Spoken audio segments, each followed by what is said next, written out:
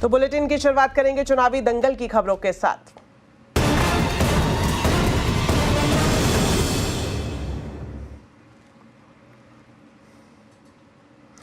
महाराष्ट्र के सीएम एकनाथ शिंदे का कहना है कि महाविकास आघाड़ी उनकी सरकार की योजनाओं की नकल कर रही है। इसके अलावा शिंदे ने उद्धव और आदित्य ठाकरे पर भी निशाना साधा। एकनाथ शिंदे ने कहा कि बाला साहेब ठाकरे और हिंदुत्व की विचारधारा को उनकी पार्टी आगे बढ़ा रही है। जहां तक मुख्यमंत्री की बात है तो नतीजे आने के बाद ही इस पर फैसला होगा। एकनाथ शिंदे से खास इंटरव्यू में देखिए ये एक्सक्लूसिव बातचीत।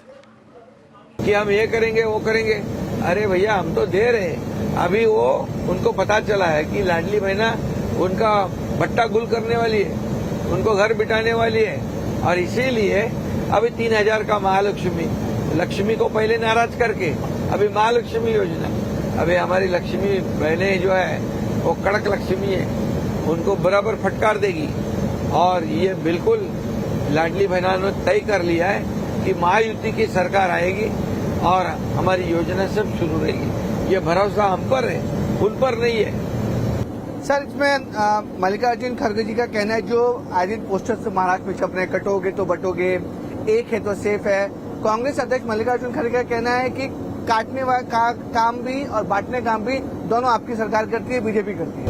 देखो, उसका इंटरप्रिटेशन कैसे लिया जाता है उस पर डिपेंड है। आज यहाँ पर एक होकर यूनिटी कर हमें लोकशाही में इस चुनाव में सामने जाना है। हमें ज्यादा सब इकट्ठा होकर वोट करना है, वोट शेयर बढ़ाना है, वोट परसेंटेज बढ़ाना है। तो ये क्या गलत? वोट परसेंटेज बढ़ाने के लिए तो गवर्नमेंट भी सभी मशीनरियां काम करती है। तो मुझे लगता है, और ये हमारी सरकार जो है, हम सिर्फ और सिर्फ डेवलपमेंट और इंफ्रास्ट्रक्चर, अच्छी कनेक्टिविटी और स्किल्ड मैन पावर और वेलफेयर स्कीम के ऊपर हम चुनाव लड़ रहे हैं। सर, यहाँ पे महाविकास आघाड़ी खासकर उद्धव ठाकरे जी और आदित्य ठाकरे जी एक ही मुद्दा लेके चल रहे कि आप धोखे से गए, आपने पार्टी चुरा ली, सिंबल चुरा लिया। ये कितना इफेक्ट करेगा सर इस चुनाव प्रचार में? ये बचकानी बात है। ये बच्चे लोग कहते हैं मेरा ये चुराया, मेरा वो चुराया, मेरा वो चुराया, मेरा वो चुराया। अरे चुराने क्या था? वो क्या सोए थे? क्या सोए थे? मैं कहता हूँ लोकशाही में, डेमोक्रेसी में मेजोरिटी बहुत इम्पोर्टेंट मायने रखती है। आज हमारे पास मेजोरिटी है। विधायक उनके पास कितने हैं, हमारे पास कितने? देखो, हमारे पास 50 विधायक आए, उनके पास 13-14 विधायक रह गए, 13 सांसद आ गए, लाखों कार्यकर्ता आ गए और कई सैकड़ों हजारों पार्षद आ गए। तो पार्टी किसकी है? तो मेजोरिटी के बलबूते पे इलेक्शन कमीशन ने हमें सिंबल दे दिया, पार्टी दी, और सुप्रीम कोर्ट ने इस पे शिकामोर्तब कर दिया, मोहर लगा दी। तो जब उनके फेवर में रिजल्ट आता है वो अच्छी एजेंसी, जब उनके फेवर में नहीं आता वो गलत एजेंसी हो जाती है। तो इसमें मैं इतना ही कहूंगा, ये हमने प्रूव भी कर दिया। बाला साहब ठाकरे जी के विचार को तरोड़ मरोड़ दिया उन्होंने, उसके साथ कॉम्प्रोमाइज किया। अभी हमने उनको, उनके विचार को आगे बढ़ा रहे, उनके आदर्शों पे काम कर रहे हैं। उनका क्या आदर्श था? डेवलपमेंट, लोगों को भूखे को रोटी, कपड़ा, मकान दो, वही तो हम कर रहे हैं। और इसलिए ये मेरा चोरी है, वो मेरी चोरी, दूसरा आता क्या उनको? आरोप लगाने के सिवा उनके पास क्या है? बताओ, एक भी काम बताओ कि हमने ये करके दिखाया है। तो मुझे आरोप लगाने, दिन रात आरोप लगाते, गालियां देते, सब कुछ देते, लेकिन लोगों को ये नहीं पसंद। इसलिए लोकसभा में उनके खिलाफ और हमारे बाजू में लोगों ने रिजल्ट दिया है।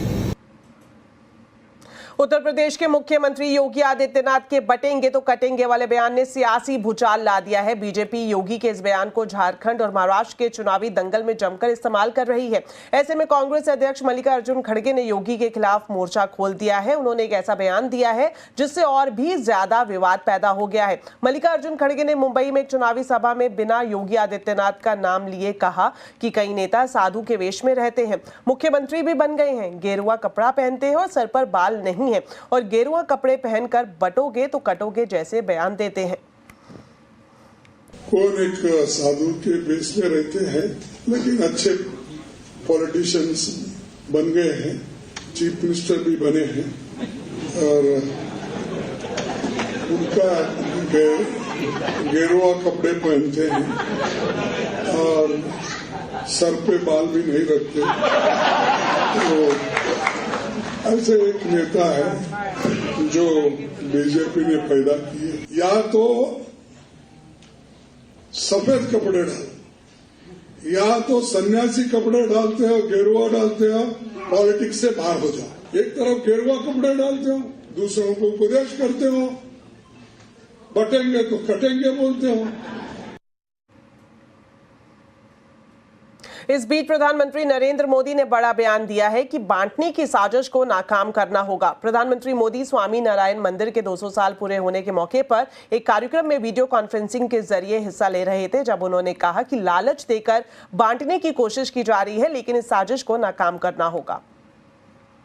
कुछ लोग समाज को जाति में, धर्म में, भाषा में, ऊंच और नीच में, स्त्री और पुरुष में, गांव और शहर में न जाने किस प्रकार से टुकड़े टुकड़े टुकड़े में बांटने की साजिश चल रही है। जरूरी है कि देश विरोधियों की इस चेष्टा को हम उसकी गंभीरता को समझे, उस संकट को समझे और हमें सबने मिलकर के ऐसे कारनामों को पराजित करना ही होगा। हमें मिलकर के नाकाम करना होगा। बटेंगे तो कटेंगे जैसे नारों पर अजित पवार का बीजेपी से साफ मतभेद है, लेकिन बीजेपी के national general secretary Vinod Tawde का मानना है कि इससे महायुति को कोई नुकसान नहीं होने वाला है।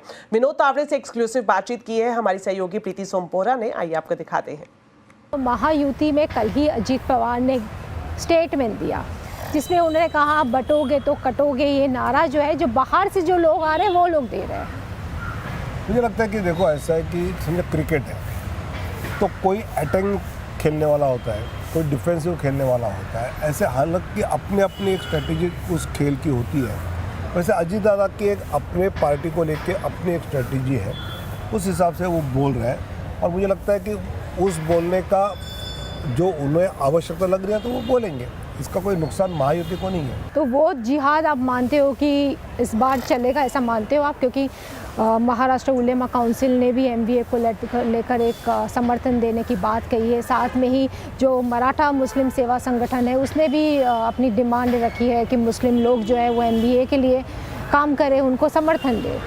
मतलब लोकसभा के समय जिस प्रकार वोटिंग हुआ था उस तुलना में मुझे अभी नहीं लगता है कि इस बार ऐसा होगा, क्योंकि समाजवादी पार्टी भी है, MIM भी है, और ये सब अगर पार्टी हम देखते हैं तो मुझे लगता है कि इनका जो अपना अपना रुख है वो रुख देखते हुए वो भी कुछ वोट ले पाएंगे। और वो अगर कुछ वोट लेते हैं तो वोटों का तो थर्ड डिवीज़न होना है, जो लोकसभा में नहीं हुआ था वो इस बार होगा। माहिम सीट की बात करें तो बीजेपी का तो शुरू से यही मानना था कि राज ठाकरे के बेटे अमित पहली बार चुनाव लड़ रहे हैं तो उनको सपोर्ट किया जाए। लेकिन शिवसेना एकनाथ शिंदे की पार्टी के जो उम्मीदवार है सदा सनवरकर, उन्होंने विड्रॉ नहीं किया। उनका कहना है कि मैं तो चुनाव लड़ूंगा।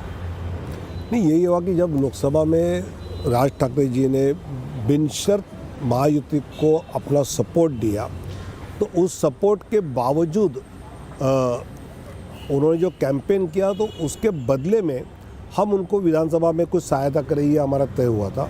और उसमें माहिम है या शिवड़ी है, वहाँ हम उनको सपोर्ट करेंगे। बटेंगे तो कटेंगे और एक है तो सेफ है वाले नारों पर क्यों छिड़ा है सियासी संग्राम? आज चुनाव अड्डा में इसी पर होगी बड़ी चर्चा शाम 7:57 पर।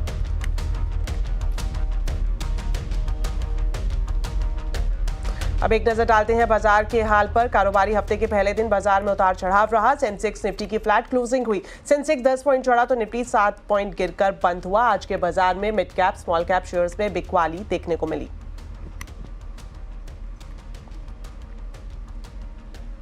वेलेंटिस एडवाइजर्स के फाउंडर और MD ज्योति वर्धन जयपुरिया का कहना है कि ट्रंप की नीतियों से IT सेक्टर को थोड़ा नुकसान संभव है।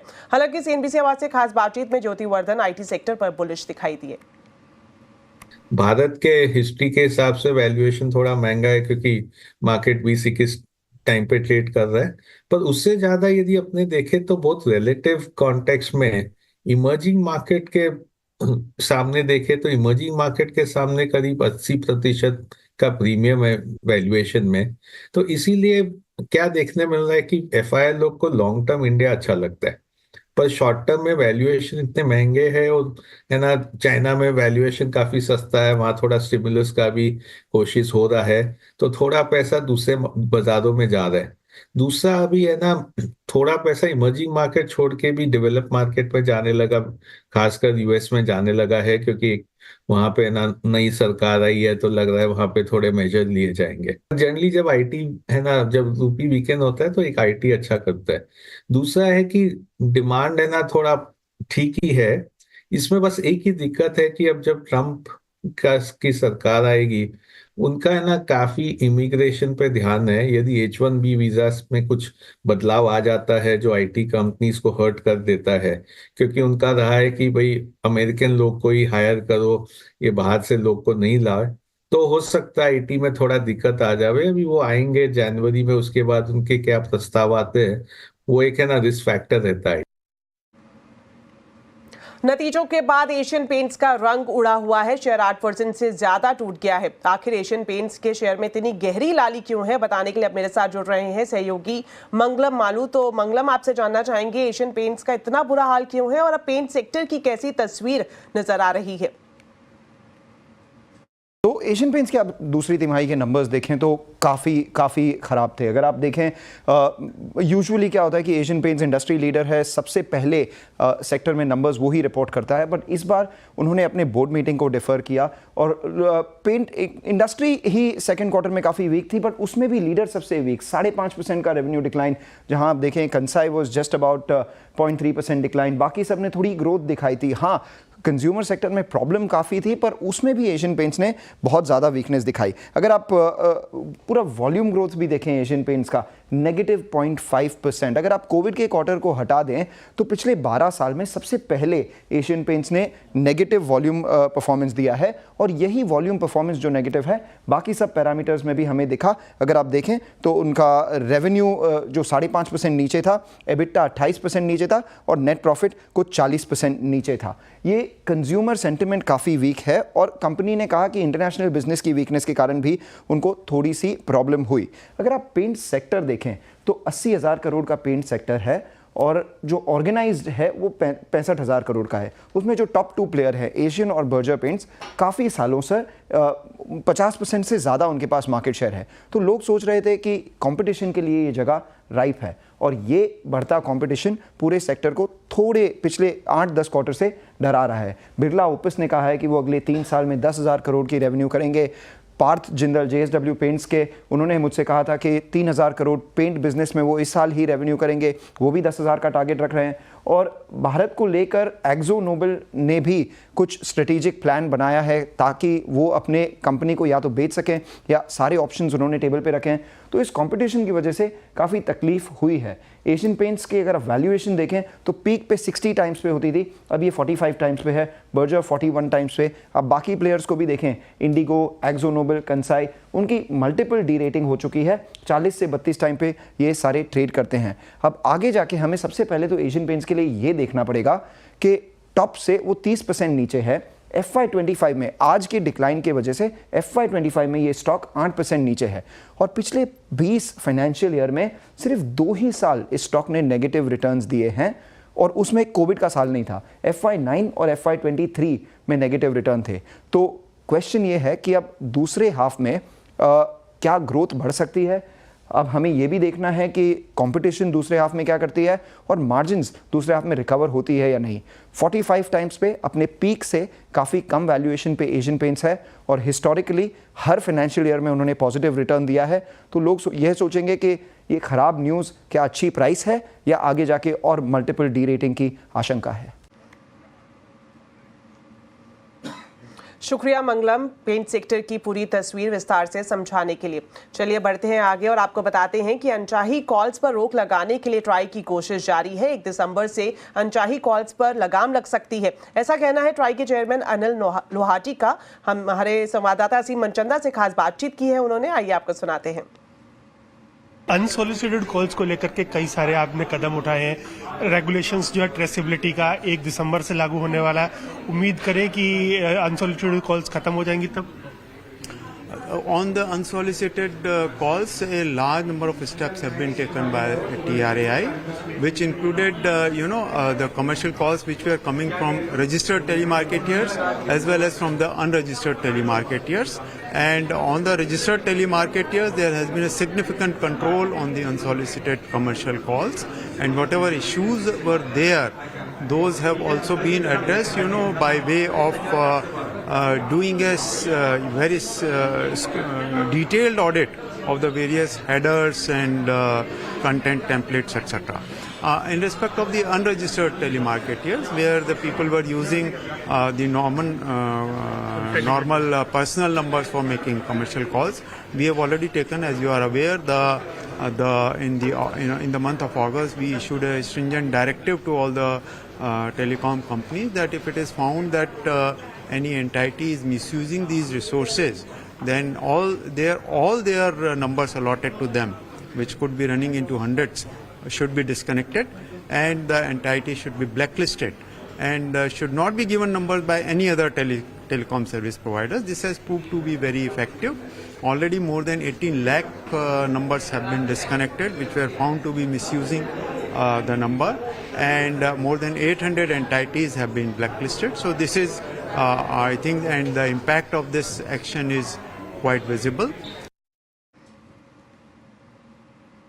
ओला इलेक्ट्रिक ने दूसरी तिमाही के नतीजे जारी कर दिए हैं। दूसरी तिमाही में कंपनी के नतीजे ऑपरेशनली अच्छे रहे हैं। सीएनबीसी आवाज के मैनेजिंग एडिटर अनुज सिंगल से एक्सक्लूसिव बातचीत में कंपनी के चेयरमैन और एमडी भविष्य अग्रवाल ने कहा कि कंपनी का फोकस अब मुनाफे और मार्जिन पर है। साथ ही सर्विस को सुधारने के लिए भी कंपनी ने खास रणनीति बनाई है। सितंबर में एक इशू हुआ था जब एक कस्टमर ने एक बाइक को जला भी दिया था क्योंकि उनका जो इशू था वो रिजॉल्व नहीं हो रहा था। इस पर आपने क्या प्रोग्रेस की है अब? अनुज, ये जो सर्विस के इश्यूज थे, कस्टमर्स में काफी सवाल थे। इसमें पिछले 2 महीने में हमारे पास थोड़ा सा बैकलॉग बना था क्योंकि हमारी सर्विस कैपेसिटी हमने पूरी सेल्स हमारी पिछले 12 महीने में बहुत बढ़ गई थी और सर्विस कैपेसिटी में हमने उतनी इंक्रीज नहीं किया था सेल्स के साथ साथ। अब हमने वो कर दिया है। जितना भी बैकलॉग था वो सारा सॉल्व हो गया है और अब हमारा फोकस है कि अगले 3-4 महीने में हम अबाउट 2000 सेल्स स्टोर खोलेंगे और अबाउट 1000 और सर्विस सेंटर खोलेंगे। तो अभी हम ऑलमोस्ट 80% कस्टमर्स को सेम डे या नेक्स्ट डे सर्विस दे पा रहे हैं जो इंडस्ट्री स्टैंडर्ड पे है। एंड अगले 1-8 महीने में शायद हम ये इसको और इम्प्रूव भी कर लें ताकि इंडस्ट्री लीडर बन जाए सर्विस में। तो कोई बैकलॉग नहीं है, सारे कस्टमर्स का इशू जो है वो सॉल्व हो गया है। अच्छा भावेश जी, ये जो मुझे चीज़ आपसे पूछनी है, देखिए आप काफ़ी एक यंग एंटरप्रेन्योर हैं, तो मेरा आपसे एक सवाल है कि क्या आपको थोड़ी सी रिग्रेट है कि आपने वो जो ट्विटर पर वो जो एक आपकी और कुणाल कामरा की जो बहस हुई थी, क्या आपको उसमें पढ़ना चाहिए था एक as an entrepreneur, as a successful entrepreneur? Anuj, on hindsight आप बिल्कुल सही कह रहे हैं। हमारा फोकस वैसे तो हमेशा काम पे है, हमेशा रहा है कि कस्टमर को सर्विस जल्दी दें, कस्टमर के लिए अच्छे प्रोडक्ट बनाएं। तो वही फोकस रहा है throughout our journey and अभी भी वही फोकस है। तब भी वही फोकस था, बट कभी कभार में भी एक एंटरप्रेन्योर का पैशन उससे आगे निकल जाता है, तो उससे हम सीख लेते हैं पूरी 100%। एंड हम हमेशा फोकस रखेंगे कि हम कस्टमर को अच्छी से अच्छी सर्विस दे पाए और कभी कभार अगर चूक होएगी तो हम कभी भी उसको एक्सेप्ट करने में पीछे नहीं हटेंगे। तो इस मामले में चूक हुई थी एंड हम आगे जाके इसको हमने ऑलरेडी इसको पूरा एड्रेस कर दिया है एंड आगे गोइंग फॉरवर्ड हम इसमें हमेशा best in class customer service देने का एफर्ट करेंगे। चलिए, वक्त हो गया एक छोटे से ब्रेक का, लेकिन खबरें अभी और भी हैं। आप देखते रहिए आवाज समाचार।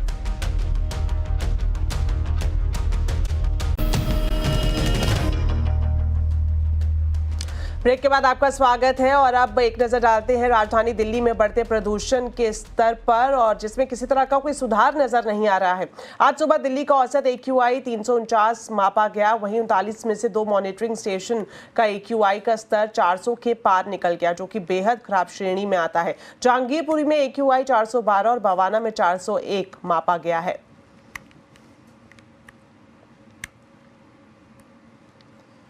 साथ ही दिल्ली प्रदूषण मामले में सुप्रीम कोर्ट ने एक बार फिर से दिल्ली सरकार को कड़ी फटकार लगाई है। सुप्रीम कोर्ट ने कहा कि पटाखों को बैन करने में इतनी देरी क्यों की गई। पूरी जानकारी लेते हैं असीम मनचंदा से। तो असीम, बताएं दिल्ली प्रदूषण मामले में सुप्रीम कोर्ट ने क्या कहा है? दिल्ली का एयर क्वालिटी इंडेक्स आज भी 400 के पार है। पिछली बार जब सुप्रीम कोर्ट में प्रदूषण मामले में सुनवाई हुई थी तो सुप्रीम कोर्ट ने दिल्ली सरकार और दिल्ली पुलिस से पूछा था कि आप बताइए दीपावली पर बैन के बावजूद पटाखे क्यों बजे। आज दिल्ली सरकार ने बताया कि उसने 14 अक्टूबर को पटाखों के ऊपर बैन लगा दिया था। इस पर सुप्रीम कोर्ट ने नाराजगी जताई। सुप्रीम कोर्ट ने कहा कि आपने बैन लगाने में काफी देरी की, हो सकता है कि लोगों ने अपने पास पहले से ही पटाखे स्टोर कर लिए हो। सुप्रीम कोर्ट ने कहा कि मूल अधिकार, जो शुद्ध वायु है वो आदमी का एक मूलभूत अधिकार है और कोई भी धर्म इस बात की इजाजत नहीं देता कि आप प्रदूषण फैलाएं और लोगों के स्वास्थ्य के साथ खिलवाड़ करें। सुप्रीम कोर्ट ने दिल्ली सरकार से यह भी कहा कि आप पटाखों के ऊपर स्थायी बैन लगाने पर फैसला लें और 25 नवंबर तक इस बात के ऊपर आपको फैसला लेना होगा। इसके बाद सुप्रीम कोर्ट ने दिल्ली पुलिस को भी फटकार लगाई। उसने दिल्ली पुलिस से कहा कि आपने पटाखों पर बैन लगाने में कोई भी खास कदम आपने नहीं उठाए, महज कुछ मामलों को लेकर के खानापूर्ति यहाँ पर की गई है। इसके बाद सुप्रीम कोर्ट ने दिल्ली NCR के जितने भी राज्य हैं उनसे पूछा कि आप बताइए आपने प्रदूषण रोकने के लिए अब तक क्या कदम उठाए हैं। अब सुप्रीम कोर्ट इस मामले की सुनवाई 25 नवंबर को दोबारा से करेगा। शुक्रिया सीएम इस पूरी जानकारी के लिए। आज सुप्रीम कोर्ट के नए चीफ जस्टिस संजीव खन्ना ने शपथ ली है। उन्हें राष्ट्रपति द्रौपदी मुर्मू ने 51वें चीफ जस्टिस के तौर पर राष्ट्रपति भवन में पद और गोपनीयता की शपथ दिलाई। शपथ ग्रहण में प्रधानमंत्री नरेंद्र मोदी भी मौजूद थे। CJI संजीव खन्ना ने जस्टिस DY चंद्रचूड़ की जगह ली है। आपको बता दें कि नए CJI दिल्ली हाईकोर्ट के पूर्व न्यायाधीश न्यायमूर्ति देवराज खन्ना के बेटे हैं और सुप्रीम कोर्ट के पूर्व न्यायाधीश HR खन्ना के भतीजे हैं। जस्टिस खन्ना का कार्यकाल 13 मई 2025 तक पूरा होगा।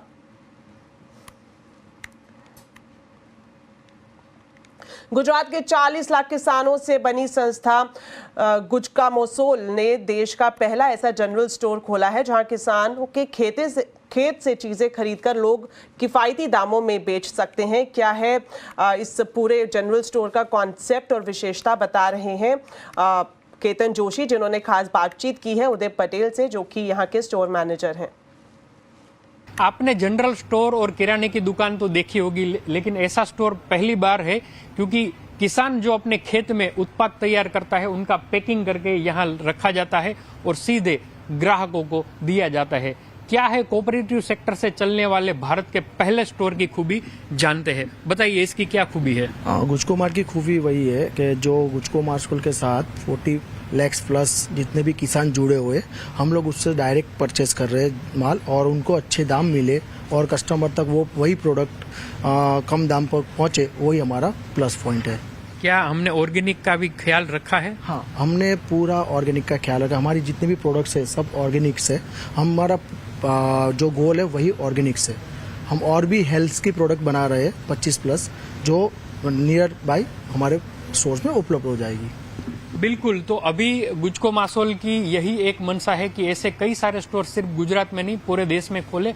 अब अगर ऐसा हो जाता है तो किसानों का जो दर्द है कि उनको उनकी प्रोडक्ट के सही दाम नहीं मिल रहे, उनका तो निपटारा होगा ही, साथ ही साथ अच्छे दामों में आपको ऑर्गेनिक चीजें भी मिल जाएगी। केतन जोशी, अहमदाबाद। राजधानी दिल्ली में प्याज की कीमतें सेंचुरी के करीब पहुंच गई है। होलसेल में प्याज की कीमतें अपने 5 साल के उच्चतम स्तर पर है। तो इस खबर पर पूरी जानकारी दे रहे हैं असीम मनचंदा। प्याज एक बार फिर लोगों की आंसू निकाल रहा है। इस वक्त दिल्ली में प्याज की कीमतें 90 रुपए से 100 रुपए किलो तक पहुंच गई हैं। पुराना प्याज मंडियों से लगभग गायब हो गया है और नया प्याज बाजार में अभी आना ही शुरू हुआ है, लेकिन इसकी आवक काफी कम है। राजस्थान, महाराष्ट्र और कर्नाटक जैसे राज्यों से प्याज आता है, लेकिन सितंबर में बारिश हुई थी जिसकी वजह से प्याज की थोड़ी सी फसल खराब हुई थी। इस वक्त अगर मैं प्याज की सबसे बड़ी मंडी लासलगांव की बात करूं तो वहां प्याज 51 रुपए से लेकर के 58 रुपए प्रति किलो मिल रहा है, जो कि अपने 5 साल का सबसे ज्यादा उच्चतम स्तर है।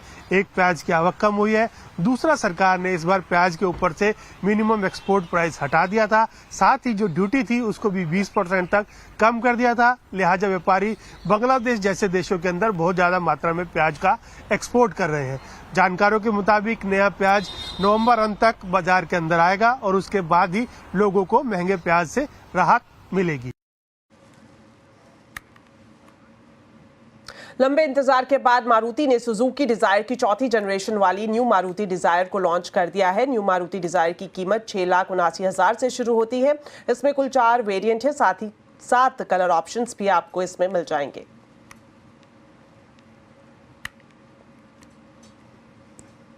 तो चलिए बुलेटिन में इतना ही, लेकिन जाने से पहले आपको बताते हैं आज के कंज्यूमर अड्डा के टॉपिक के बारे में। ऑस्ट्रेलिया में 16 साल तक के बच्चों के लिए सोशल मीडिया पर बैन करने के लिए कानून बनने जा रहा है। क्या बैन लगाना सही कदम है, और अगर नहीं तो कैसे कर सकते हैं बच्चों को कंट्रोल? जानने के लिए जरूर देखिए आज का कंज्यूमर अड्डा शाम 5:57 पर।